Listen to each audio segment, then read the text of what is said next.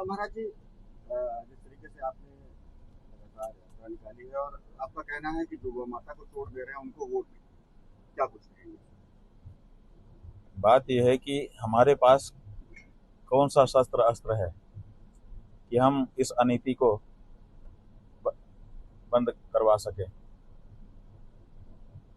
नेता लोग एक के बाद एक आ रहे हैं, पार्टियां एक के बाद एक आ रही हैं। आज़ादी के 78 साल हो चुके हैं।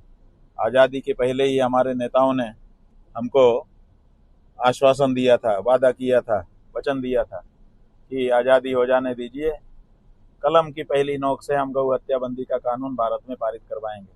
आज 78 साल हो गया, चर्चा भी नहीं करते हैं ये लोग, सुनते भी नहीं हैं। पार्टियां आती हैं, हमारी भावनाओं को उभारती हैं, उभार करके हमसे वोट ले लेती हैं। नारा लगाया गया था कि नरेंद्र मोदी को वोट, गौ नरेंद्र मोदी को मतदान, गौ माता को जीवन दान। माने नरेंद्र मोदी को अगर हम वोट देंगे तो इसका मतलब गौ माता को जीवन दान दे रहे हैं। तो हमने नरेंद्र मोदी को वोट दिया कि नहीं दिया? एक बार नहीं, दो बार नहीं, तीन तीन बार दे दिया, लेकिन गौ माता को जीवन दान मिल पाया? आज तक नहीं मिल पाया। गौ माता की रक्षा का कानून नहीं बन पाया, न तो उनको पशु सूची से हटा करके माता के रूप में दर्जा दिया गया, न उनके ऊपर जो हत्या का प्रहार हो रहा है उसको रोका गया। आज भी गौ मांस का निर्यात धड़ल्ले से हो ही रहा है। अनेक राज्य ऐसे हैं भारत में जिनमें आज भी गौ हत्या धड़ल्ले से हो रही है, और जहां पर कानून बना करके दिखावा किया गया है वहां पर भी कानून का कोई अनुपालन नहीं कराया जा रहा है। बहुत बड़ा व्यापार बन चुका है।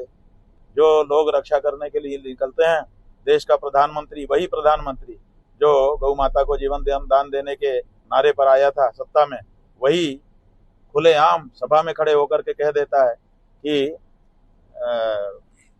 गौ रक्षक तो गुंडे हैं।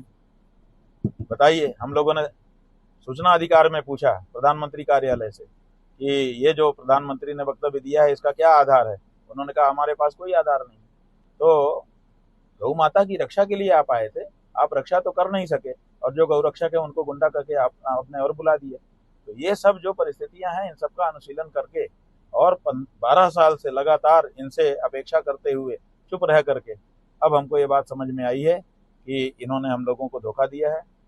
इसलिए इनके ऊपर और इनके साथ बाकी भी पार्टियों के ऊपर, सब पार्टियों के ऊपर दबाव डालने के लिए हमारे पास और कोई रास्ता ही नहीं है कि सिवाय एक वोट है जिसके द्वारा हम इनके ऊपर दबाव डाल सकते हैं। तो अब हम सनातन धर्मियों ने यह तय किया है कि हम वोट पर चोट करेंगे, और इसीलिए हमने नारा बना दिया कि करे जो गौ माता पर चोट, हम नहीं देंगे उसको वोट। और लोग इसको स्वीकार कर रहे हैं और धीरे धीरे ये बात बढ़ती जा रही है।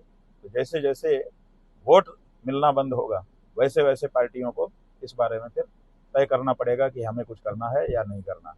अभी तो हालत ये है कि हम उनसे कहते हैं कि साफ साफ बोलो कि आप राय के पक्ष में हो कि विपक्ष में हो, वो बोलने को तैयार नहीं। क्यों? क्योंकि उन्होंने नारा बना रखा है कि सबका साथ सबका विकास।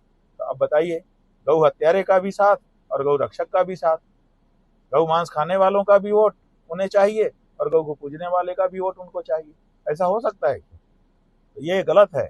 उनके हेमंता बिस्वा नाम के जो मुख्यमंत्री हैं असम के, पत्रकारों के प्रश्न के उत्तर में उन्होंने कहा कि हमें क्यों नहीं चाहिए, गौ मांस खाने वालों का वोट हमें चाहिए।